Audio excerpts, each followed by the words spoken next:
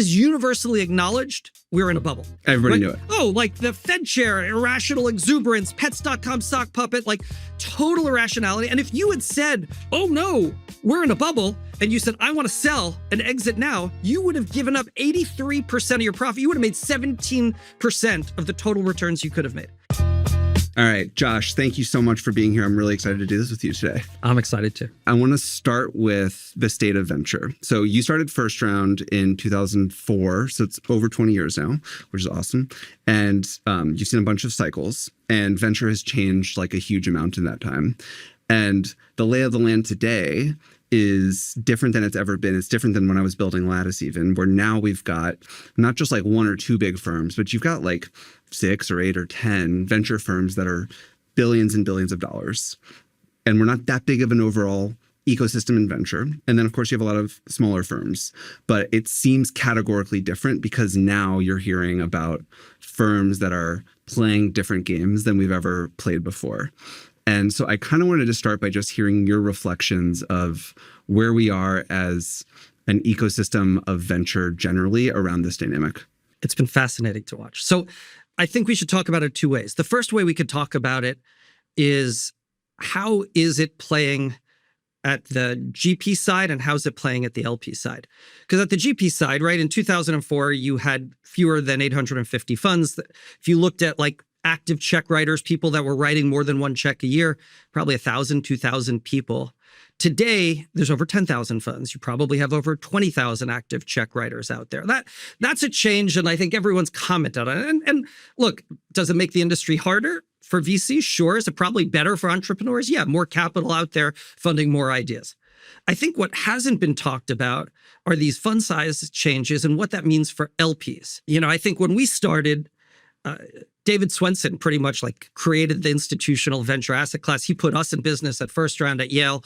And you had like university endowments and a very select customer that basically said, we'll take illiquidity in order to get outperformance. And they really like those two matched, right? You needed to have 10 plus years illiquidity in order to get a 20+% IRR. And that was the deal. And it happened. And it happened, right? Like by and large, you had real good exits and it really created the asset class. But like, I think there are a lot of smart investors out there and smart VCs. And they said, you know, there's a lot of capital out there. There's capital that hasn't been able to get into this asset class. A lot of capital with like bigger purses, sovereign wealth funds, et cetera. And, you know, they might be willing, they might have a different cost of capital. They might, instead of targeting a 25% or a 4X, they might be looking at a 2X or a 12% IRR, and they'll take the same illiquidity. And when you bring new investors with different capital returns expectations, it could be really transformational for the industry. So like the bull case is the Blackstone-ification of venture, right? You know, what Blackstone did is say it's not about alpha, it's about scale, right? Let's give an example. If you had $1 billion and it was a traditional venture fund and it could do 30% IRR, that's awesome. That's like $300 million. And if you had now on the other hand, if you had a $100 billion fund and it could do 12% IRR, well, that's $12 billion. That's a lot more than the 300 million the first. Yep. So in terms of a total cash return from an asset under management, total profit dollars generated, yep, like the Blackstone model won. And Blackstone, by the way, created an epic business. I'm not like using this in any condescending term. They created, but definitionally what they've done is basically bring down returns to the minimum acceptable level, try to generate consistency of those returns and expand the asset class. So the bull case is that like what Blackstone did to private equity and other alternative asset classes, this new model is going to do in venture. The bear case is, and the story is still unfolding, so we have no idea what it's going to be. But the bear case is you don't get 12 or 14% return. You get like 3% return. Or zero or negative, right? Like if you look at the average venture firm, it's negative. And like venture math is so tricky. Like when you look at like both the duration that's increased, when you look at the total venture dollars, like it's hard. So like, obviously you've thought about this a lot. What's your sort of bottoms up way you think about a firm and its venture model and how it's going to get there? So I have spent a lot of time on it because like we every 3 years we go out and we have to size our own fund. And so I've created something which I don't think I've shared publicly, but I've wrote inside first. Here we are breaking the news. Let's call it the venture arrogance score. All right. So you take a fund, say that fund is a $7 billion fund. Then you look and say, so you need two numbers to understand any fund's business model. First is how large is the fund? 7 billion. The next is what percent of a company do you think they'll own on exit? And so, like, are they going to own 30% like they did 20 years ago, or are they going to own 8% or 10%? And like today, it's trending to 10%. Like, you know, Wiz, an amazing exit, right? Sequoia owned 10%. Index owned a little more. So, like, and I would argue that, like, when you look at prices and the competitive nature, 10% is like a safe assumption, but you could plug in, you know, you could do the math yourself. So if you have a $7 billion fund and you're going to own 10% of the companies that you're in on average, you just figure out, okay, for each turn of the fund, that's $70 billion, right? Like the founders need to create $70 billion worth of value in your basket for your 10% to be worth $7 billion. So if you want to, now, if you're still aspiring for a 4x gross, 3x net, which is sort of what like the venture long-term aspirational goal was, you're now saying, okay, so for each turn of the fund, that's 70 billion. So call that $280 billion. Right. And here's where the arrogance scale comes in. Because say you raise that fund every 3 years, you know, that's roughly $90 billion a year of exit value that you hope to extract out of the market. And how much is exiting total? Well, like the last decade was the best decade ever. Yeah. $1.9 trillion total of U.S. venture. And that includes pharma and everything, like semiconductors. So let's just include it all. So that's an average of $180 billion a year. It's a median of about 100. So if you sit down and say— But the outliers matter. So we'll take the average. So it's like you need to catch half. You need to catch half. By the way, to my knowledge, there hasn't been a venture fund that has ever repeatedly caught over 10%. Yeah. So you're saying that you and your fund in this hyper-competitive environment with 10,000 funds and 20,000 plus check writers, you are going to capture half of all venture value created every year for the 3-year period in your fund just to generate that. And now there are two obviously ways that could change. Number one is you could say, well, you know, for a $7 billion fund, if you're playing the Blackstone game, it's really about total cash returns, not alpha. So you could like reduce the 4x gross to a 3x gross to a 2x gross, or however you want to do it, and figure out what that math is. Or you could say that exits are going to go up. You know, like AI is going to unlock some big things in the total value, which is probably true. But like, even if you take during the last decade when that $1.9 trillion came out, 2021 was the best year by far. You had over $700 billion created that year. Even if you say that's the best year, you're still saying you're going to capture north of 10% in that best year. And by the way, like 2023 was like $60 billion. So you're saying you're going to, you know, we invest in cycles. So I think that, like, for me, like the venture arrogance is trying to figure out what percent of total value created by all founders anywhere in the United States you have to capture for your fund model to be successful. I mean, we kind of collectively all need the totals to go way up, or else the whole industry is not going to make any money at this point, right? Well, I don't think people invest in venture expecting the whole industry to make money. If you look at the median fund return, even like primitive times, like in the 90s, it was the median fund didn't return capital. Mm-hmm. So like this has always been a game of outliers. I think though the challenge, like the difference here is that— But does the aggregate returns though, right?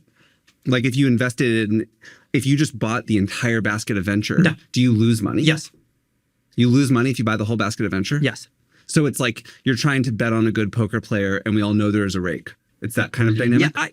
Yeah, I don't know if there's a rake. I think that the challenge is that, like, structurally, there has always been a power law. There's always been like a few funds. And now the question in today's world, does, like, you know, do the benefits endure to the same funds as it used to do? That's an unknown question. When you look at returns, we call, like, I think we've differentiated between private equity and venture capital. Private equity is control, much lower, go to zero risk. Venture capital is minority. We have labels for those type of investments. And even in venture, we have labels for pre-IPO, early stage, late stage. And all of those have different risk and return characteristics. What's interesting, though, is that as these, like, there are funds that are pursuing the original bespoke venture model.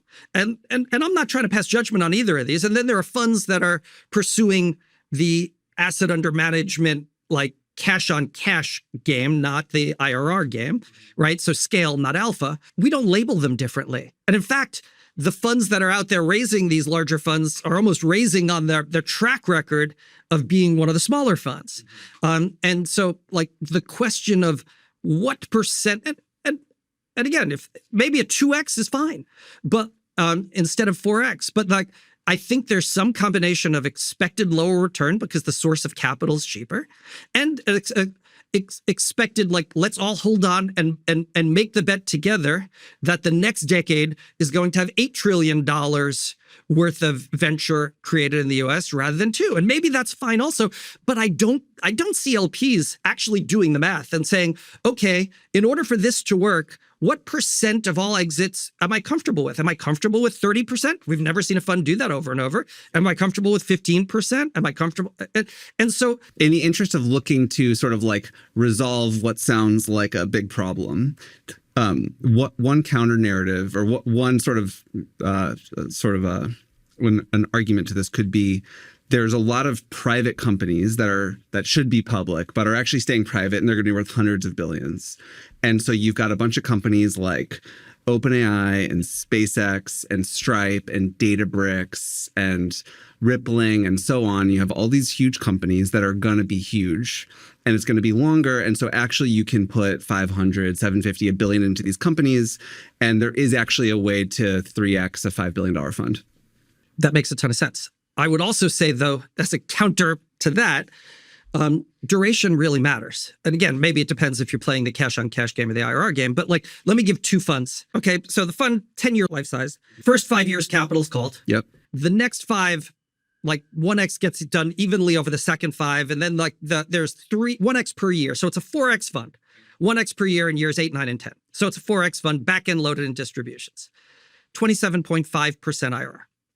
Now let's take a same 4x fund, same 5-year upfront capital, same 1x that comes over the back end, but instead of 10 years, say it's 18, not 20, but 18. Years 1 through 8, no returns, 1x returned 9 through 18, and then 1x on years 16, 17, and 18. That's a 4x. So 4x funds back end loaded, that's an 11.5% IRR. And it's a 4x fund. So now you sit down and say, okay, well, like we just said, maybe they'll accept lower than a 4x. Maybe they'll accept a 2x. Well, if a 4x fund over 18 years is like an 11.5% IRR, what is a 2x fund? What, like, you know, I don't know my calculator, but I know it's less. Yeah. It's not big. And like maybe T-bills are a better risk adjusted investment. You know, and so I think like the argument that these companies are holding on for longer also means that you might have more duration risk. Right. And that also is an IRR killer. Yep. If you had like a $5 billion fund handed to you tomorrow and you had to do your best with it, what would you do? I don't know. Like I don't know if I'd play the game because I didn't sign up to play an asset under management game. Like I signed up, like I think the earliest stage of venture like is I created a fund that like satisfies what I want to do, which is like invest at the imagine if stage when founders are just saying like, imagine if we could do this. And I'm not looking to sort of play the access game, the pour lots of capital.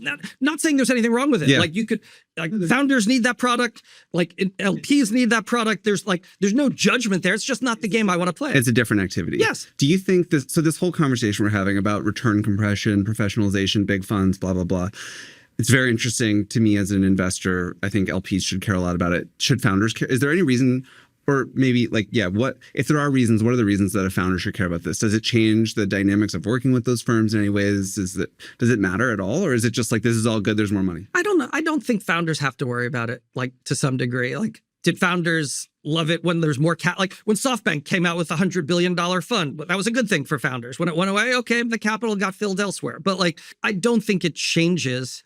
And by the way, I don't think those VCs sit down and say, I want to fund mediocre founders with mediocre returns. I think they're playing the same aspirational game, but they understand that like if you're deploying that much capital, returns are probably not going to be the same.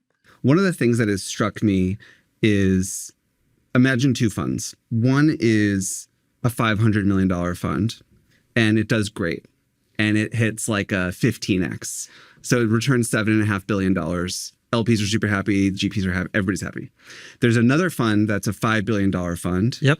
and it returns 1.5x. It also returns $7.5 billion. Obviously, the returns are different. People have a different amount of happiness. Maybe the GPs kind of make similar amount of money. But GPs made more in fees. Yeah, the GPs made more in fees, so maybe that kind of balances out. So I don't really know. Maybe everybody's equal with it. But what strikes me is the $5 billion fund probably has more relevancy. Like, I think that firm, at least at a snapshot moment, probably is choosing what areas get capitalized. They're out and about. You hear more about them. They have more partners. There's more people. They're more in the mix. They're around more deals. You see them in the news more. They're choosing what areas get invested in, and they're deploying dollars. And so it seems like there's something twisted about that a little bit. But you've seen this play out a lot over 20 years. And so I'm curious to hear like a more nuanced discussion about this. You're calling out a very real phenomenon. So look, in public markets, if you want to invest in public markets, anyone could access any stock, right? So like if I want to buy IBM or NVIDIA, I could buy that. There's no credential that's required to gain access. But unlike public markets, private markets are very different. Access is highly competitive. And so founders are going to judge based on who is a really active investor, who's super connected, who has other founders in their portfolio that could be helpful, who has a lot of experience because they've deployed a lot of company adjacent. And so relevancy, as you define it, actually it often creates access. And to some degree, like I've long said, in venture, activity begets activity. The more you write checks, the more relevant you are to other founders, the more founders refer you, the easier you have winning. There's an effect called the Matthew effect, which is based off of some proverb in the book of Matthew where to those who have, that more will be given. And it talks about how like compounding often happens based on like, it accelerates advantages. In sports, people talk about the hot hand, right? So like, when Steph Curry is like on fire and sinking threes, there's the hot hand. It's actually called fallacy or phenomenon because there's a debate. Yeah. The hot hand fallacy is that because he sunk, like he was 3 for 3 in threes, the next one has much better odds of going in. Like there's proof both ways. MIT just came out and said maybe there's a little proof. But in venture, it's 100% true. Mm-hmm. And the reason why is like, ultimately, the reason Steph Curry makes $55 million a year is because when he shoots, he hits a lot of them. Like if Steph missed all of his shots or 80% of his shots, he'd get paid less. But in venture, like if I'm a fund and I'm stroking checks, I'm just taking three after three, you get credit for attempting the shot. You don't get judged on whether that shot landed, right? Yeah. So to some degree, while Steph's only going to get paid if his shots go in, some of these ventures get real compounding. And because of the venture, unlike private markets, there's the gossip mill, the speed of where it's like a reputation for a firm or an individual can be created by activity, or destroyed by activity is super, super fast. There's also a dynamic of just like you are part of the most important companies or you're not. And that doesn't include how many other investments did you make that did or didn't work out? What price did you pay, to get into that investment? You're just... So I agree with you there. The asterisk I'd say is like over what time period? Exactly. So like there was a period of time, 2018 to 2021, where if I asked our founders who are Series B and later, what funds you wanted the most, when I look at who they asked us to introduce them to the most, Tiger and SoftBank. Kind of funny tidbit on that. There's I have some friends of mine said something along the lines when there were a bunch of firms leaking their returns and or they got leaked, let's say. I don't know how they got out, but these returns got leaked. Some of them look really, good, some look whatever. But people are like, oh man, founders should just want the people who have the high returns. And I was like, I'm still fresh enough off labs. I'm like, why do I want a VC with killer returns who's going to give me a bad price and dilute me more? I want the one with the 1x, 1.5x who's happy enough to get by so that I can, I agree. But like Tiger and SoftBank 2020 couldn't have been more relevant. And so I think that you have a 2x2 grid of like relevancy and returns. So you can sit down and say, like, if you have relevancy without returns, it's not enduring. Yep. And by the way, there are also people with very different strategies who might have returns, but the hype to substance ratio is different, right? Like if I look at, like, I'm not an investor in these funds, but like if I look at Founder Collective, like from what I know, they've Supposed put to be up great, right? epic return fund after fund, and it's so hard to do that. I wouldn't say that they play the hype game. They play like the activity game. They're just good investors. Yep. IA Ventures, same thing. We invested with Altos in Roblox. Yeah. Like under the radar, epic. And maybe like I would have put Green Oaks there, except now they've kind of become more relevant because they've gotten attention. No, But that's right. It was the same. they've been pursuing that strategy. So I don't think there's any one way to play it. But I do think long term, to have an enduring franchise, You need good enough returns. it's about like checks deposited rather than like checks cashed. But it's almost like, I think what you're saying is they need to be sufficiently good to continue playing the game. It's not that they need to be so outlier great that that's what creates the impact. I aspire to create something. And so we try to hopefully be relevant to founders, but we try to do it in a way that like aligns our incentives with our LPs, right? Like our partners make almost all their capital through carry rather than fee. Like we have, small fund, but we have 50 employees because we want to invest our fee, not cash, not take it. But yes, I think there's like the model. There's so many different models, and there's no one correct way, right? Someone could look at our model and say we're going to make much less than a $7 billion fund. Okay, so the dominant sort of venture theme right now, basically around these huge funds getting bigger and bigger, and I think, we didn't talk about this right now, but I'm sure we'd probably agree that the prisoner's dilemma, correct move is to just kind of keep scaling for those groups. And so that will be like the dominant thing. Most, I saw some chart, the top 10 venture firms are now raising like a very large percentage of overall dollars. So that's the main thing.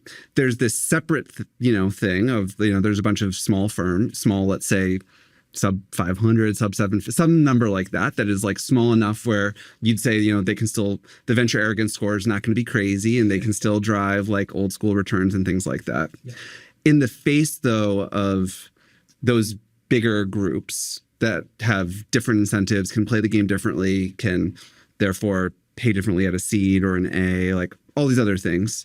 Where does that leave a firm like yours or mine or whatever, who is trying to basically exist in the context of that? What's our dominant strategy? Well, I think honestly, we're very aligned with our founders in that like we only eat if our founders create exceptional wealth, right? Like if their founders are exceptionally successful. Whereas like a lot of these other funds, like they're making more in fees than was imaginable 10 years from now. So I think like from an alignment perspective, it works incredibly well with founders in that like our whole focus is to find ways to be the best potential partner to those founders, to help them create something massive and not to settle for that 3x or that 4x return. I think that I remember going back to Tiger, how Tiger, there was 2021, they almost did an investment a day, every day. They clearly did one every business day. I think it was 320 investments that year. That's a lot. Yeah. What? That's a lot. It's a lot. And they had a whole series we have all of these consultancies and experts, et cetera. All that only scaled to the extent that they could raise their next fund. And so I think that like to some degree, our approach is like, we really try to be like, just focus on what we could control. Could we be the best potential partner for the first 2.5 years? Could we invest a meaningful amount of our fee stream into things that accrue value to our founders? Could we avoid the conflict that comes from sort of saying like, from the founder thinking that we're going to want to pile tons of additional capital in, and therefore we're not truly aligned with them and trying to maximize the value for the next round, create an auction, maximize the long-term, either short-term value for the next round or long-term value. Yep. But I'd say in general, this industry has gotten far more competitive for all funds, yours, mine, any size fund. You've settled on doing something like 70 or 80 seed investments per fund cycle. Is that right? That's about right, yeah. How did you can you explain a little bit about like why you concluded that? Was that just a preference thing? Did it just match the model? Did you have some assumption of we're going to hit about this many? Like, how did you think about getting to that sort of shape? It's a little bit about like, we want to make sure we have time diversification. So we aspire to invest over at least 2.5, but ideally 3 years. We know that we are ownership focused. Like we assume that we're going to get between 12.5 and 15% on the way in. We typically take pro rata in the A. And so like our model, if you do our math, it's like we're trying to end up with, 7 or 8. I'd say 8 to 9% ownership on exit. Do we always end up there? No. Have there been times where we had 15? Have there times we've had 6? Sure. And so, we look at our math and say that's one thing. And then we also just look at the mortality rate of the industry, like the mortality rate from seed to A to B, B to C. And we understand, like, we've been doing this so long that, like, it's like these startup founders are like running marathons, and there are so many that have great times at the 3rd mile. There's so many that have great times at mile 10. And there are also like marathoners who sprain their knee at mile 21 and don't finish. Just like we've had plenty of companies that have gone on to be worth, I think we've had more than a half dozen companies that were worth over $1 billion that went on to be worth 0. So when you sit down and look at the mortality curve. It's like you need a basket that make it to $1 billion, and then a sub basket's going to make it all the way. That's right. Like you have to assume that there's going to be either founders that could have exited for 10 billion that choose to exit for 1, founders that you thought were going to exit, but they hit a curveball and like the market shifts or changes. And then it also matters, by the way, when you exit. Like to some degree, when a company exits matters more. Like I don't think that people understand the hyper concentration of returns in our industry. Well, they're very unintuitive because you always forget that you can add another 0, and it's like very hard to believe it until it's like I can't remember who I was talking about this with yesterday, but basically it's like an $8 billion outcome is like so outlier, but 80 is also possible. Yep, and like 800 is also possible. Yeah, and like. Every industry has a harvest cycle, but I think VC has a hyper harvest drive cycle. And I use hype intentionally because it's like hype driven and hyper harvest. Some data from one of our LPs. I went back to an LP who's been in the business for a while. If you became a VC in March of 1980 and you had a 20-year career to March of 2000, which was the dot-com crash, and I asked like what % of your profits would have been generated in each year? Right? Almost all in 99. So 1% a year for the first 17 years, 83% in the last 3. And why is that important? Because the last 3, it was universally acknowledged we were in a bubble. Everybody knew it. Oh, like the Fed chair, irrational exuberance, Pets.com sock puppet, like total irrationality. And if you had said, oh no, we're in a bubble, and you said, I want to sell and exit now, you would have given up 83% of your profit. You would have made 17% of the total returns you could have made. Fast forward to first round. We've been in business 20 years. We've generated over 90% of our return in a 36-month period of time, and during our 20 years. So so we don't make our money in equilibrium. Like you have the fear cycle, but you also we don't even make our money in the greed cycle. We make our money in the extreme fucking greed cycle. We make our money when Chamath is on CNBC every week pumping a different SPAC, when there's NFTs and crypto and corporate venture. For the last 40 years, all of those returns don't come from equilibrium. They come from irrational disequilibrium. And the hardest thing that I've learned is having the discipline to hold. And Until not sell. Then. Yeah, we had a company that we partnered with the founder of Looker. They had a great exit in 2017, 2018. They sold to Google, I believe, for $2 billion. And it was a good multiple. It was 18 to 20x, next 12 months ARR. Had that company held on for 3 years, same numbers, just different multiple, that company, Looker would have the same exact company, just the multiple expansion, that 2 billion would have been 8 to 10 billion. Wow. The difference between 2021 and 2018. And so having the strength to hold on for a founder and a funder, those movies where you see the war movies with the people in the foxhole and with the bayonets and and there's some commander telling his troops as the enemy approaches, and it's hold on, and you're hold, no, you got hold. There's someone who's getting triggered. They're so close, and they're hold, and you want to hold on till they get very close that you could hit as much as you can. Yeah, but you don't want to wait too long till you get overrun. Yeah, and in venture, it's crazy. The temptation to sort of exit early is so value destroying that you'd almost rather the other sin, which is hold on a little too long. And Totally. And it's a really hard thing in this business. Now, like, it's also very tough because as the founder in that situation, you're like, wait, I'm founder's an N of one, and like, and it's the I don't have a founder's call. portfolio, Yes. and now secondary. That's what I was about to say. Secondary changes that, makes it a little easier. A funny thing you said earlier is I remember you'll sometimes hear VCs complaining about founders taking secondary, and they're like, this is misaligned. They're getting paid and we're not.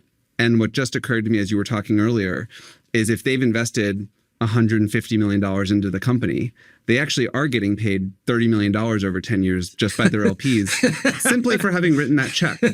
And so, it's all a little unclear sometimes when you really kind of pencil it all out. And so look, I think there's a difference between a founder taking some secondary to enable them to enable them to have a different risk profile. Like, I think you want in the situations where they don't feel like they need to sell in order to lock in, sort of securing a great life based on like a lot of years of hard work or something. Of course. Yeah. Of course. I have no issue with it. I think that alignment makes sense, but I don't think that people understand the extreme concentration of exits. And so put it another way, like, you don't control when you exit, and you don't control when a founder exits, and you don't control whether the multiple is 20 times next 12 months ARR or 80 times next 12 months ARR. But like, I think that there are signs of froth that you want to look for to at least get an understanding. Like, it's very hard in the moment to get like that map which says you are here, to know where you are. It's funny because like usually when people talk about being, a startup investor, you're talking about picking birds out of flocks and like it's individual companies. And I think of course it matters. That's most of it. But, Alad said something really interesting, which I thought was really right, which is there's a lot of value to just picking the right theme. And if you just call it on AI at the right time, or hard tech at the right time, or robotics hopefully at the right time, or whatever, there's actually a lot of alpha just in getting that theme. And then if you focus on that at the right time, you're probably going to hit something. And you're saying another not bird in the flock point, not to take away from the bird in flock point. Bird is very important. But like there's also a lot of value. The when. Yeah, exactly, of the when. And so if you think of these things of like, what can you actually be good at? You can try to get better at picking birds out of flocks, but there's a lot of other value to these other dynamics too. That's right. And I don't think a lot of VCs, so many of the funds are so new and so many partners are so new that I missed it. Like it's taken a long time for me to understand the hyper harvest like concentration and the fact that like we don't make our money in equilibrium. We make our money in disequilibrium. Okay, so let's pretend that 18 months from now, yes, it's hyper harvest time. Yes. And you realize because there's tons of IPOs, M&As popping off, valuations have gotten stupid. You realize we're in that SPAC situation. 2.0, whatever is out there. CNBC's popping off. ICOs. All of it. There's like a new product. What do you do now? Knowing all these cycles, what is your behavior now, 18 months from now, when you're like, we are in a harvest moment? You don't want to be like, I think, to me, like you're not calling founders saying sell your company. No, you're not. And you're not top ticking the market. I think there's a difference. Like there are times in many of these companies, they're so large that there's constant tender offers and secondaries. So I think as a fund manager, if there's opportunities, it's something to look at. And I don't think you're going to top tick, right? Like we did not top tick in some of our earlier exits, but we were able to take a 1x or a 2x of the entire fund off and still be very long in that company. And so I think like that locks in a legacy, that locks in a return, that and it also, given what we just talked about, the time impact of IRR, it shortens the time to payback if an IPO might be 6 years from now. But in general, I just like, it's also important just to show the founder the math, sit down and see like, how can I be aligned with the founder? Look, if there's no tender, we're not looking to sell. We're not looking to be competitive with the company. I think you're going to want to sit down and say, like, explain to the founder, have the founder talk to other founders who sold before, maybe sold too soon, sold too late, IPO'd too late.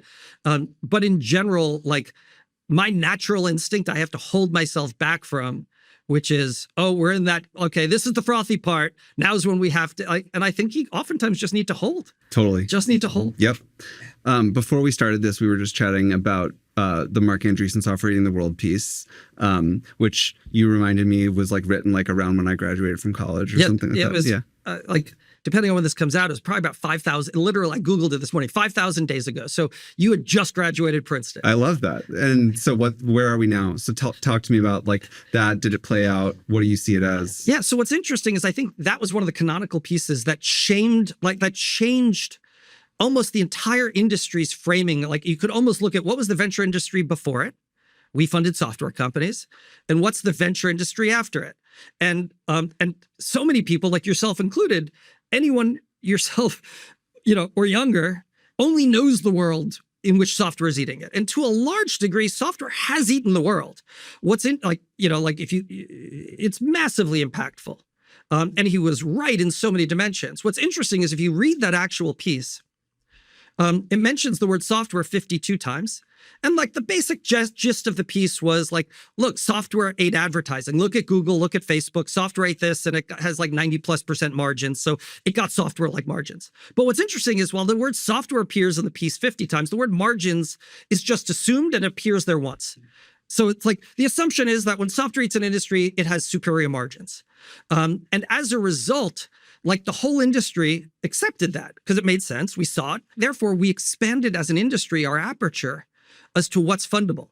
Like previously, a clinical care company, whether it's like smoking cessation, weight loss, like physical therapy, never with human practitioners, never would have been a venture business. A bank wasn't venture fundable. A health insurance company wasn't. A sneaker company, a shoe company, a salad company. None of these companies were venture fundable before.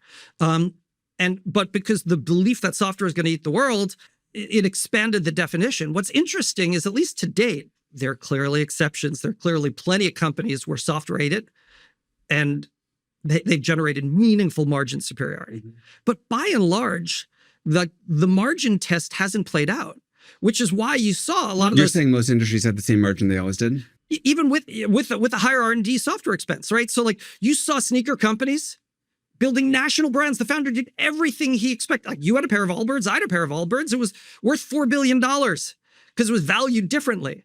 But ultimately, when you value it as a shoe company, it's like 50 million today.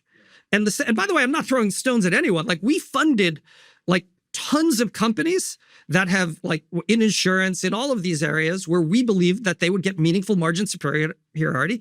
Therefore, you get meaningful multiple superiority. And that's why we could justify investing in these at software prices. Yep. To date, you haven't seen the margins that justify the superior economics. I think that's a host that like we're still working through that. When you look at the 2020, 2021 funding excess, you have a lot of companies that were funded at a margin expectation of margin superiority, which maybe now have like slight superiority or equivalence. But as a result, like the multiple is going to go back to the traditional industry that they're in. Like, are you an insurance company or are you a software company? Right. And it's almost like a lost 6 to 8 years to just catch up while the company continues to grow, if they can grow, to catch up. Now, there's plenty of footnotes and asterisks. Like there are companies where they have gotten massive margin superiority. There's the AI asterisk, which is like now finally with all of the productivity gains of AI, you might massively see margin superiority come when software eats a world. But like historically, like just when software eats, when the world eats software, yeah, it hasn't, I think our assumption treated it as gospel. I know my firm did, and almost every other firm, that you would get margin superiority and valuation superiority, which hasn't translated. Was margin superiority the only thing? Like, because as an example, 8 Sleep. Yes. Imagining 8 Sleep without software is a goofy experience. You could do it. Yeah. It'd be all right. Love my 8 Sleep. It's definitely better. And maybe the software is not helping their margin, but it's helping the product experience. Totally agree. So we're getting more value. But go back to the examples even used in that piece, right? He says like Electronic Arts and Nintendo are stagnant and Zynga is the future. Yeah. Like Zynga had a very good exit. They raised $2 billion in private and public markets, exit for 12. Yeah. But like those two stagnant and stale companies, Nintendo and Electronic Arts, are worth 20 times that amount, like $130 billion. Yeah. I'm not saying that software is not creating transformational change. Of course, software is creating transformational change. It's creating opportunities for businesses. But the question is, if 8 Sleep ultimately is selling a mattress, it doesn't have margin superiority against a mattress, how is it going to be valued? There's it's reminding me of a point that I think, like a Peter Thiel point around basically, we see all the, there's all this frenzy, but on the real metrics of like, like are the homes, high integrity and nice? How quickly do we travel? What's the quality of life? Like, how long do we live? Like all these things. It's like, what's really happened. You could paint a version of the world where we're kind of all like scurrying around building software, but like our food tastes the same, our houses look the same, our cars are maybe a little bit more like smart, but like they're basically the same. Yeah, like they're better products. I'm not saying the products aren't better for consumers, right? Like, an AI native bank is probably a much better experience than walking into a branch. An AI based insurance company, which could do prior auth so much without the phone calls. Like Tesla's a better car than a 2002 Mercedes. That's exactly right. I'm not saying that the products are transformationally better, and like society in general is like massively benefited. I think Mark was right on most of the piece. The point I'd say though is like, if you sell a car that's a better car, and you have the same margin as like GM or Ford, maybe you don't, but if you sell a mattress and you have the same mattress as Serta or the same margin structure as Serta and Sealy's, like how are you going to be valued? Well, I guess the only way you'll get a better value is that you have higher growth as a result of a better product. That's right. Yeah. And if that's how VCs underwrite companies, totally fine. But if VCs say, I'm going to underwrite this company by giving you a 20x multiple when the industry today has a 3x multiple, there's some real embedded assumptions there about profitability and future profits. What's the assumption that people are making with AI right now, do you think? Like, what is the implied premise going into the way everybody's investing in AI right now that we'll just need to see if it's true? Look, I've been through so many disruptive cycles. I mean, I was in college, pre-web browser. I remember when I was in college, I didn't get. I had to go ask for an email address. I got one of the first email. Like you've seen the mobile cycle, cloud cycle. Like this cycle is probably amongst the most profound. So I'm like an AI bull. I think the key question.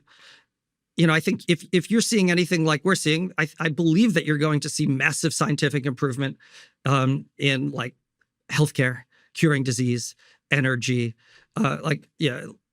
improving access to education, improving access to mental health, all types of health. Like I think AI is going to cause profound societal changes, but like a large number of companies that we see every day are going to be, let's take this job. It's a line in the Bureau of Labor Statistics Employment, structural engineers.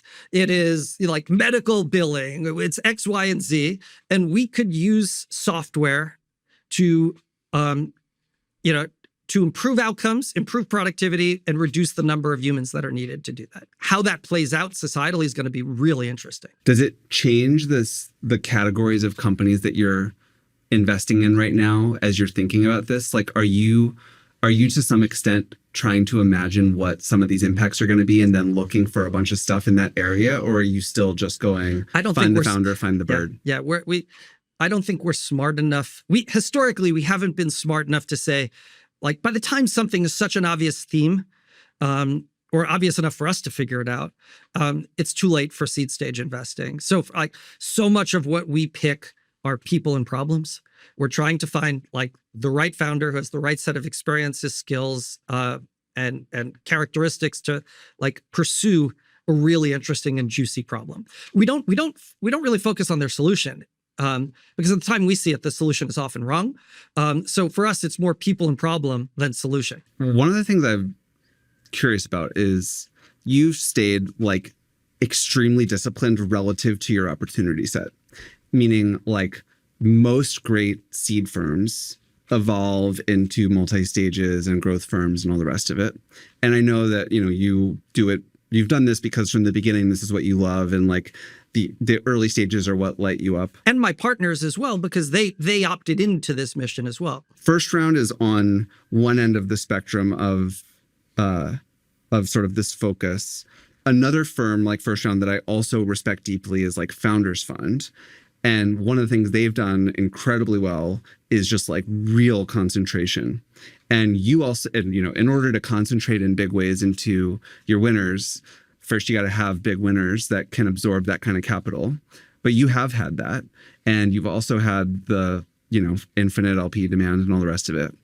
Have you ever thought about doing that and concentrating hard into your winners because it's right there? I'm just thinking on the back of this whole conversation, you've got all these ingredients. It's sitting right there for you. You let some growth firm come take this thing that you've worked on for, Well, the founder worked on it, right? Yeah, but of course. So yes, have we thought about it every 3 years when we raise another fund? And have we increased our reserves for later stage? Sure. So like in the beginning, the majority of our fund was initial investments. Now the majority of the fund is some level of reserve for follow-on. I don't know if we're good at it.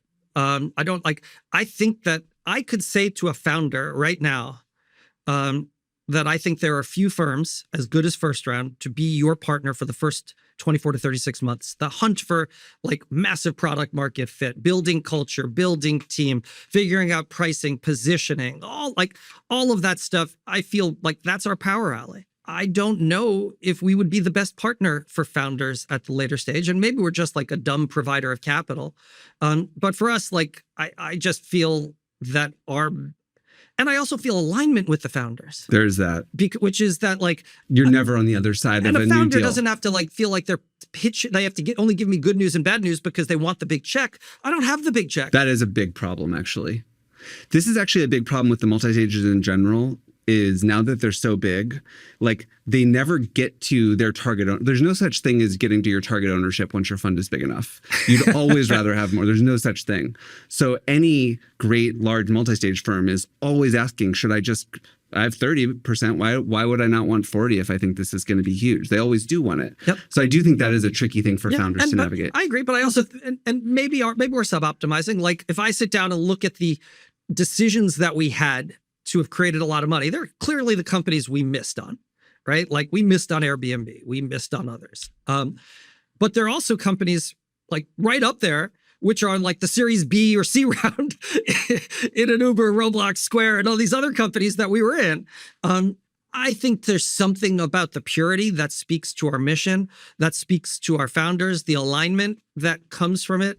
And to some degree, I didn't set out when we created First Round, we didn't set out to say, how do we build an institutional fiduciary investor? We said the imagine if stage, when a founder is just looking at the world, seeing something different, saying, imagine if. Those are two powerful words. In fact, the most powerful words probably ever spoken, right? Not just in business, but imagine if no taxation without representation. Imagine if all children, social movements, government, everything starts with a founder saying those two words. And so for me, what excites us is the stage where we get to be partners in imagination, and to the degree that we are leaving money on the table by not I'm okay with it. You started 2 companies before First Round, is that right? 3. Yes. So this is your 4th, kind of. Yes. Does it feel now that you've really been doing it and you've been through, hopefully it's got many more than 20 years to go in the future, but you've definitely really done it. And does it feel qualitatively similar, or does it just have a different texture than building a company?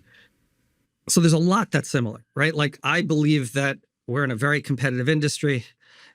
We have customers, our founders, we have investors, our LPs. We have a product that we need to put out to win. I'm in sales, so, and I also think in startups, you're never done inventing. The best founders are both inventing and executing. And so I think First Round today is very different than it was 5 years ago and 10 and 15 years ago. And I think First Round 5, 10, 15 years from now will be very different. So I like the canvas and the ability to sort of still feel like the hand on the paintbrush and create our own imagine if. What's different though is the way that you create value is you create value in partnership with other people. You create value. The KPIs are really different. When you were an operator, you knew weekly, monthly numbers. You felt like you did something and you saw a result, and you could look at cause and effect in very short term. I think in venture, it's such a long game, and there's so many interim points along the way. That's what feels different. But the concept of I'm trying to build something, I'm trying to build a culture, I'm trying to build something differentiated, trying to find a hole in the market, that I still enjoy, and I think that's a similar feeling. Can I ask you about Brett and his role a little bit? Sure. Okay, so one of my closest friends is Brett Burson, who does a role at First Round, which is pretty unique, I would say, which is that he's a full partner, not investing. And I think very few firms have had the courage and foresight to create that kind of role. Can you talk about why you have that? And because to me, it's one of the things that creates such a lasting durability, but I'm biased. I think we stumbled into it. And it's been one of the most impactful things we could have. So Brett started as an intern. Yeah, can you, and also I want you to describe what the role is in your work, because I've actually never heard you describe it. Sure. So I think when you look at most venture firms just operate like investors. We're a group of investors that sit around a table, make investing decisions. And as a result, most venture funds are very poorly run, right? There is no strategic planning. There's no R&D. There is no, yeah, if one of your startups ran like the most venture firms, you'd be like, what are you doing? Yes, if you sit down and say, how do we create our value? We create our value, in many ways, a large part of the value, even though I have an incredible team that is working hard every day to help our companies win. So much of the value gets created just by the way we make decisions. Mm-hmm. Yet most venture funds don't even think about decision making as a product. If Amazon deleted every customer database once a week, it would be malpractice. Their valuation would drop in half. But every venture firm each week gets together, has a great IP, their discussion, et cetera, and just walks away. And it's not cataloged anywhere. It's not learned from anywhere. So I think what we believe at the firm is that we want to operate like a company. We have products, we have experiments, we have sprints and cycles, we have engineers that are building things.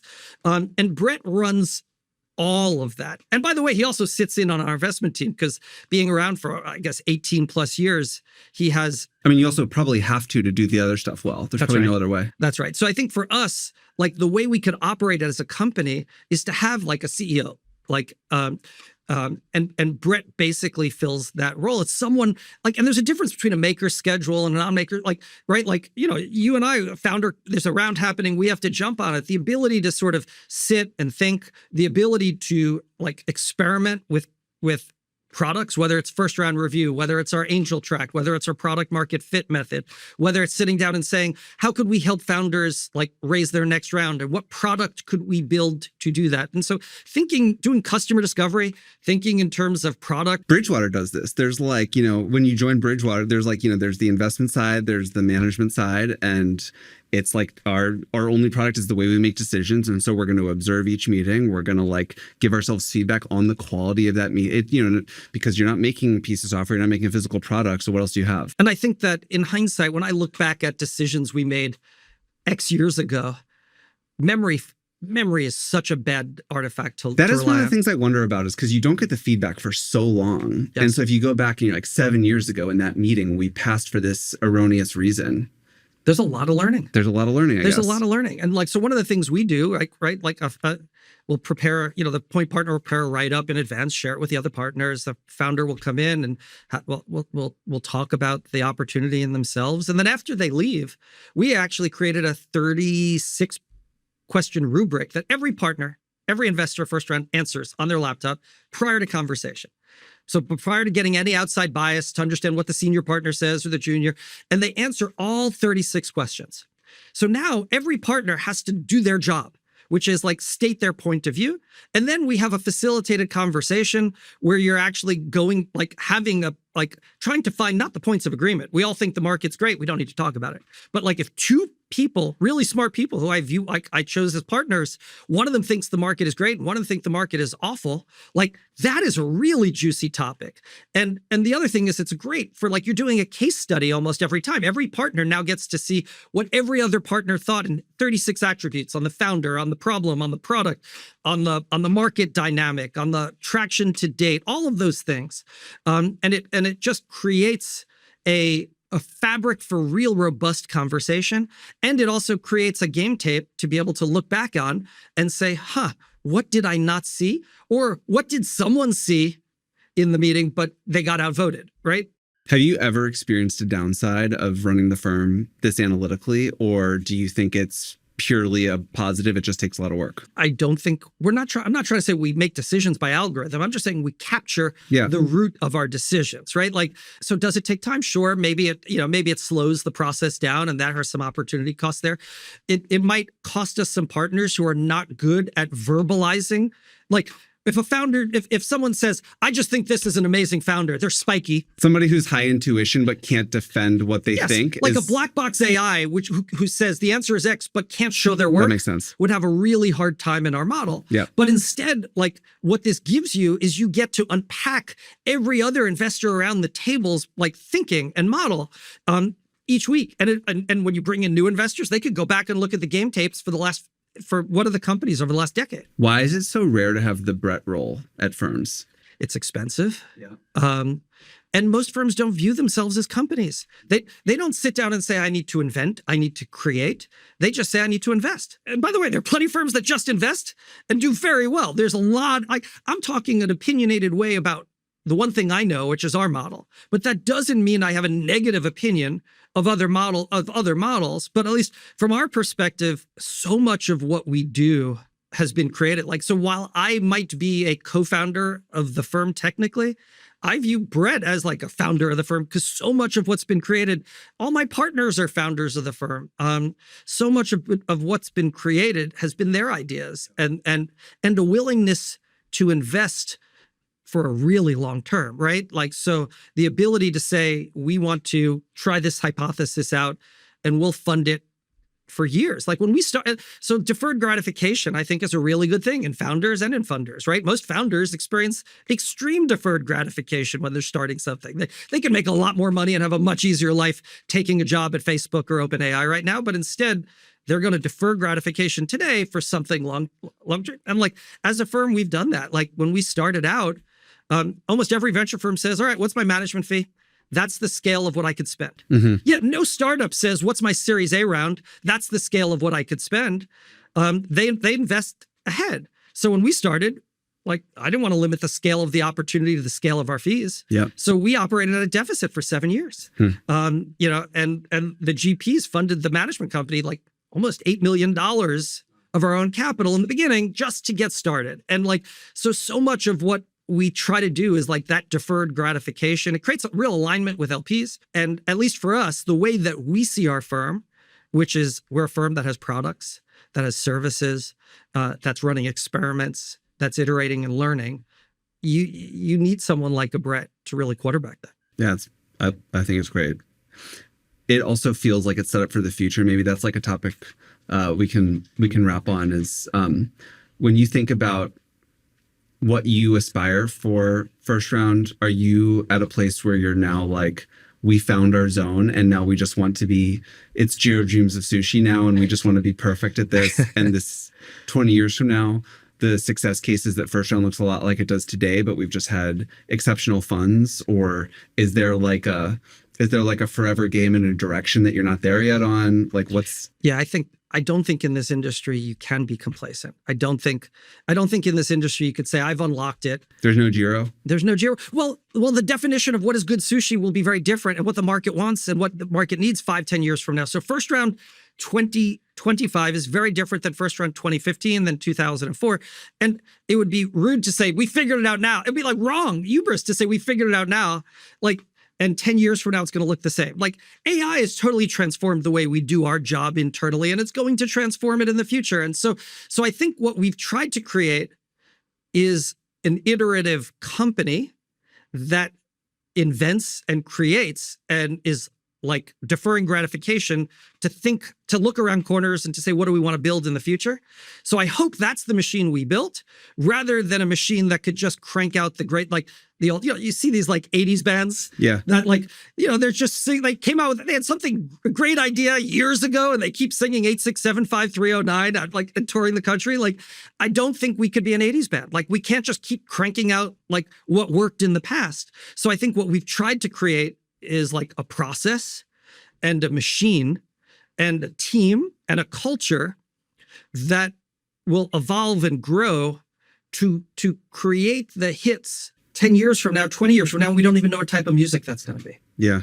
That's amazing. All right. Well, Josh, this was phenomenal. Thank you for making the time for this. No, thanks so much. This was a lot of fun.